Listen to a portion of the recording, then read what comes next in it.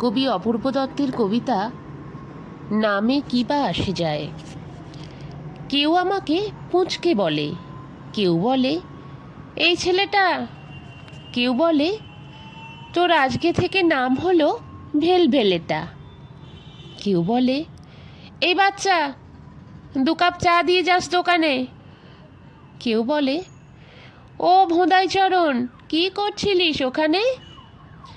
কারুর যখন রাগ চড়ে যায় খেঁকিয়ে বলে মদন ফের ফাটা কাপ, এক চড়ে তোর বিগড়ে দেব বদন।